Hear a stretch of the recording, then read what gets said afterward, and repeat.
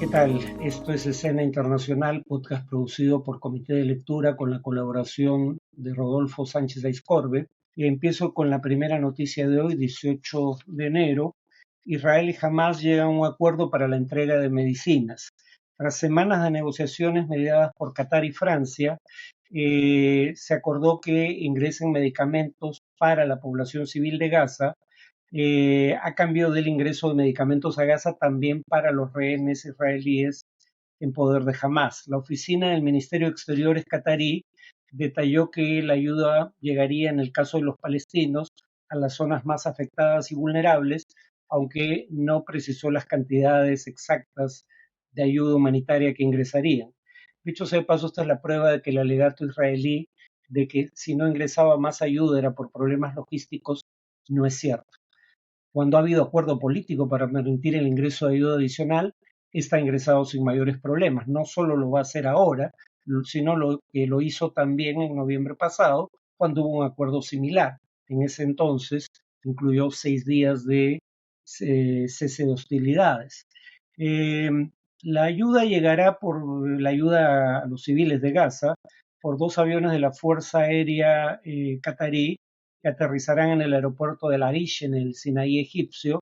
De ahí irán en autobús o en camiones al paso fronterizo entre Egipto y Gaza en Rafa para acceder a Gaza y a la población que lo necesita. Y la segunda noticia es que Milei y Guterres hablaron ante el Foro Mundial de Davos. El presidente argentino Javier Milei atacó allí al feminismo y el movimiento medioambiental, que dijo son parte del intento del socialismo de promover políticas cada vez más intervencionistas en lo económico. Eh, Fue particularmente llamativa su crítica al movimiento ambientalista que dice, cuyas ideas calificó como nocivas, porque sostienen, cito, que los seres humanos dañamos el planeta, incluso llegando a abogar por el control poblacional o la agenda sangrienta del aborto. En primer lugar, lo de control poblacional es una teoría conspirativa. Ninguno de los grupos ambientalistas que yo conozca al menos aboga por ello. Segundo, el tema del derecho de una mujer a decidir en torno al aborto no es un tema que tenga que ver con la agenda del cambio climático. Tercero, Milei niega el cambio climático, como si él supiera más que los especialistas, pero claro, es fácil de descalificarlos porque al igual que feministas y ambientalistas en general, la comunidad científica está compuesta por socialistas desembosados o encubiertos que promueven la idea de que la industria humana está produciendo un efecto invernadero que hace que se recaliente el planeta, que suba la temperatura promedio del planeta para tener un pretexto para aplicar políticas intervencionistas. Ese es en realidad el tema que le preocupa. Eh, y llegó a decir que las principales fuerzas políticas en Occidente habían abrazado el socialismo y se refirió como tales al comunismo, sé que se llamen, dijo, comunistas, socialdemócratas o demócratas cristianos. Es decir, en el mundo de Milley no hay diferencia entre Angela Merkel y Kim Jong-un, ¿no? La democracia cristiana es el socialismo por otros medios. Bueno, el secretario general de la ONU, Antonio Guterres, dijo que la invasión rusa de Ucrania o las guerras en Gaza y Sudán, donde cuando menos alguna de las partes o todas ellas ignoran el derecho internacional y las convenciones de Ginebra, estaban creando una epidemia de impunidad y que esto era consecuencia de la fragmentación de la comunidad internacional que, cito, necesita instituciones y marcos multilaterales y mecanismos efectivos de gobernanza global. Reconoció que el sistema multilateral nacido de la Segunda Guerra Mundial, o tras ella, del cual la ONU es uno de sus principales componentes, necesita reformas, cito, para que responda a los retos de hoy y representa el mundo actual, incluyendo muchos países del sur global que aún eran colonias cuando este sistema se creó. Finalmente, la tercera y última noticia de hoy, antes de la sección de análisis, es que Estados Unidos vuelve a designar a Ansar al-Islam, la organización Houthi de Yemen, como organización terrorista. Esta designación será efectiva en 30 días, el 16 de febrero, y esto abre la posibilidad de que se reconsidere la designación si los hutíes de Yemen cesan sus ataques contra barcos que transitan por el estrecho de Mandeb y el Mar Rojo. La calificación es estrictamente de terrorista o de grupo terrorista global específicamente designado, que es distinto a ser incluido en la lista de organizaciones terroristas extranjeras que compila el Departamento de Estado de los Estados Unidos, porque en ese caso las sanciones aplicables son de mayor extensión y se prohíbe por completo cualquier posibilidad de relación comercial con la entidad así designada. Aquí el objetivo sería cortar el financiamiento del movimiento Houthi en el sistema financiero internacional, financiamiento que será potencial porque en la práctica no existe, sin que ello impida el ingreso de ayuda humanitaria a Yemen.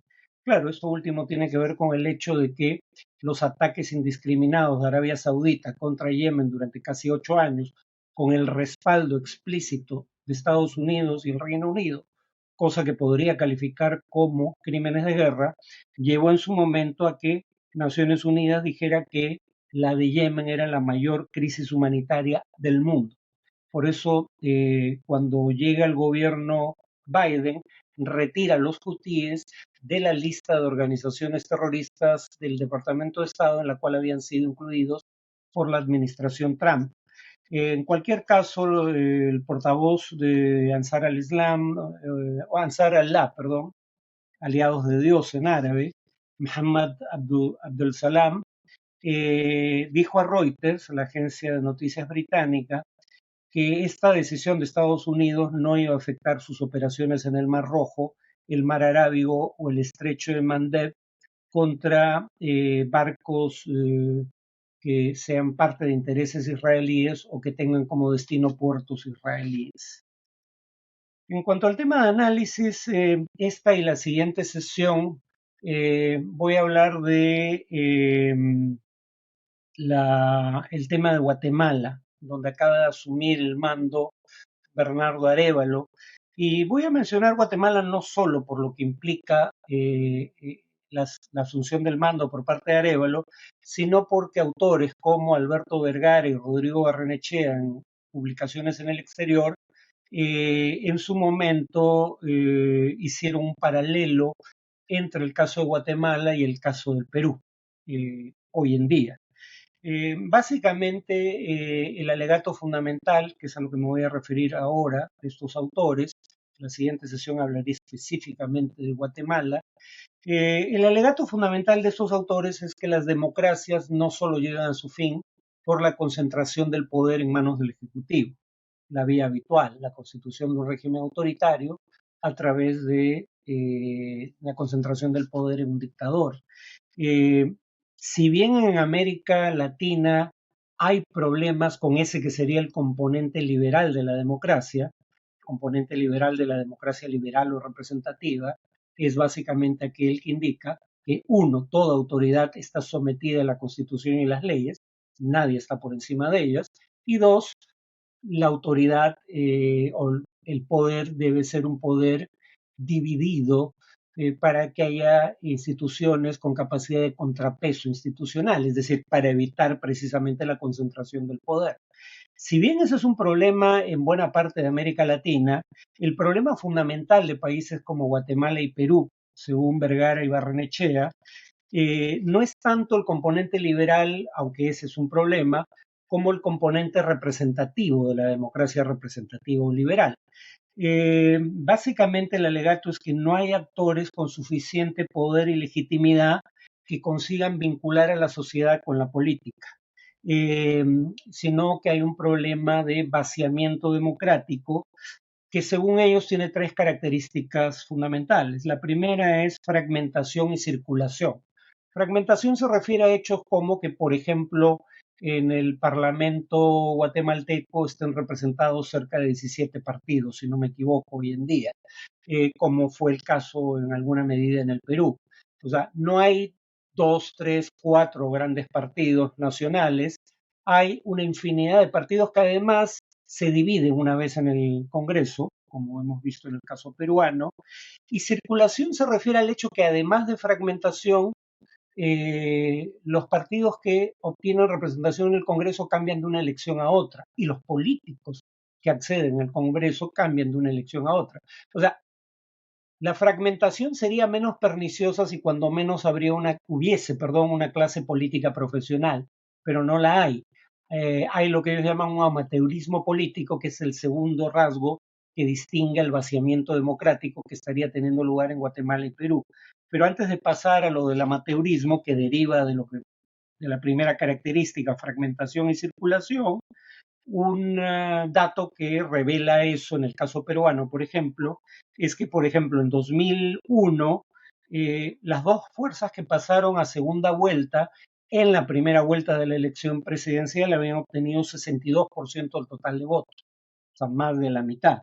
En 2021, hace un par de años, las dos vueltas que pasaron, perdón, las dos fuerzas que pasaron a segunda vuelta, Perú Libre y Fuerza Popular, habían obtenido solo 32% del voto en primera vuelta. Esto está ocurriendo, además, indican ellos, en toda la región. No en la misma proporción en que ocurre en Guatemala y Perú, casos extremos, pero sí muestran un cuadro en donde se ve que el porcentaje del total del voto popular que obtienen las dos fuerzas que pasan a segunda vuelta en elecciones presidenciales en la mayoría de países de la región ha descendido a lo largo del siglo XXI. En el caso guatemalteco, Alejandro Gianmatei, elegido presidente en 2019, pasó a segunda vuelta con 14% del voto popular en primera y ganó la segunda vuelta con un ausentismo del 57%. Nada más de la mitad no fue a votar. Decía que la segunda característica de este vaciamiento democrático, la primera era fragmentación y circulación, era, según Vergara y Barrenechea, el amateurismo político, que está relacionado con la alta circulación, es decir, no solo la oferta electoral está fragmentada, sino que además cambia constantemente, no solo el número de partidos, sino la identidad de los partidos. No son siempre los mismos partidos los que están reflejados en el Congreso de una elección a otra y por ende tampoco son los mismos políticos. Y entonces, por ejemplo, mencionan que en el Perú nadie hubiera identificado a los últimos cuatro presidentes, ¿no? Merino, Sagasti, Castillo, Boluarte, hace 5 años o 5 años antes de llegar al gobierno, no eran conocidos virtualmente por nadie en el ámbito de la política nacional eh, y en el ámbito electoral. De los últimos 10 presidentes del Perú, mencionan los autores, 6 nunca habían ganado una elección popular para ningún cargo electo. Pero también ocurre lo mismo en menor proporción en otros países. Los 4 candidatos que ocuparon los primeros lugares en la última elección presidencial en Chile, Boric, Kast, Parisi y Sichel, pertenecían a nuevos movimientos políticos. Ninguno de ellos provenía de los partidos políticos tradicionales. Esto en un país en donde hasta esa elección eh, el gobierno lo habían ejercido de manera alterna dos grandes coaliciones, una de centro izquierda y una de centro derecha, durante 30 años. Y el tercer elemento de la definición de vaciamiento democrático, digamos característica común a Guatemala y Perú, según los autores, sería la ausencia de vínculos con la sociedad. Claro, lo que alegan es, llegan políticos al Congreso sin pasado político con base en el cual se les pueda juzgar y saben que no tienen futuro, saben que muy probablemente no estén en el nuevo Congreso, en el caso peruano, porque además no es legalmente posible, no hay reelección inmediata de los congresistas, pero cuando la había en el Perú, la cantidad de congresistas que se reelegían, por no mencionar los partidos que lograban representación congresal en dos elecciones consecutivas, eran muy pocos, ¿no? Y no solo es que llegan sin pasado político, es que, en parte por lo dicho, no tienen garantía de que vayan a tener futuro político probablemente lo más probable, mejor dicho, dada el nivel de desaprobación que tiene el Congreso, es que no lo tengan, tanto en Guatemala como en el Perú. Por ende, su participación en política es de duración incierta, más aún en el Perú, donde en algún momento se planteó el adelanto electoral. Ahora, en teoría, las elecciones van a ser en 2026, pero eso nadie lo puede garantizar. En ese contexto, donde no hay ni pasado ni futuro en la política, no llama la atención que los congresistas en Guatemala y en Perú por igual, digamos, actúen con una perspectiva de corto plazo, respondiendo únicamente a los intereses de quienes financiaron sus campañas, por no mencionar la posibilidad de que hayan recibido sobornos para presentar las propuestas que plantean. Piensen en el caso peruano. Curiosamente, tenemos un espectro político polarizado. En teoría, Fuerza Popular y Perú Libre están en las antípodas, políticamente hablando. Y sin embargo, se ponen de acuerdo en todo aquello que parece perjudicar a la ciudadanía. Eh, Echarse atrás la reforma del transporte, eh, digamos, recortar las atribuciones de la SUNEDU y su autonomía, ir contra la meritocracia en la educación escolar pública, la ley forestal que se aprueba habiendo, digamos, pedidos de reconsideración que son ignorados y borrados de la página web del Congreso, etcétera. O sea, aquí, pese a las presuntas grandes diferencias políticas, estas fuerzas se ponen de acuerdo para sacar adelante proyectos que benefician a grupos de interés particular en detrimento, en mi opinión, del conjunto de los ciudadanos. Lo mismo ocurría en Guatemala. Eh, y claro, lo que esto implica es que ahí donde hay un vaciamiento democrático, según los autores, grupos de poder fáctico llenan ese vacío político y la política se ve dominada por intereses privados de corto plazo. Por eso en Guatemala se le denominaba la coalición autoritaria, así lo llama un autor, ¿no? Autoritarismo de coalición lo llama. No hay un individuo que controle o intente controlar todas las instituciones, es un grupo de organizaciones que se alían para intentar hacer eso. Bueno, en Guatemala se le llamaba Pacto de Corruptos y una de las cosas que hacía en Guatemala y que parece que iban a intentar hacer en el Perú era eliminar de la contienda electoral a cualquier candidato que pudiera hacerle sombra, incluyendo a los que ocupaban primer lugar en intención de voto. En el caso peruano, y no digo que no se lo merezca, pero también se lo merecería bajo ese criterio Keiko Fujimori, ya se ha inhabilitado políticamente a Martín Vizcarra. Y Martín Vizcarra tiene denuncias de corrupción y, y hay, digamos, indicios claros de que podrían ser denuncias fundadas y tuvo una muy mala gestión de la pandemia, pero si por tener denuncias de corrupción hubiera que ser inhabilitado políticamente, eso es verdad también respecto a Keiko Fujimori. En ninguno de los dos casos hay una condena firme. Tampoco la hay por ahora al menos, aunque la hubo antes de su participación electoral, contra Vladimir Cerrón, por ejemplo.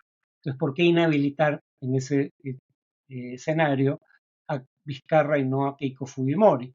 Eh, y claro, cuando tienes una política dominada por pequeños intereses de corto plazo, o pequeños, o digo, intereses privados que piensan en el corto plazo y que en algunos casos son ilegales, eh, lo que termina ocurriendo es que las Fuerzas Armadas son el árbitro en última instancia de la confrontación política.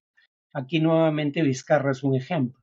Cuando él intenta disolver el Congreso y por contraposición el Congreso intenta primero vacarlo y al no tener los votos retirarlo del cargo por otros medios, finalmente gana la partida quien, además de tener mayor apoyo popular en su momento, que era Vizcarra, Vizcarra logra presentar a la opinión pública una foto de él con el Comando Conjunto de las Fuerzas Armadas. En ese contexto de disputa entre poderes del Estado, eso lo único que podía indicar es que las Fuerzas Armadas habían tomado partido en favor del presidente y en contra del Congreso.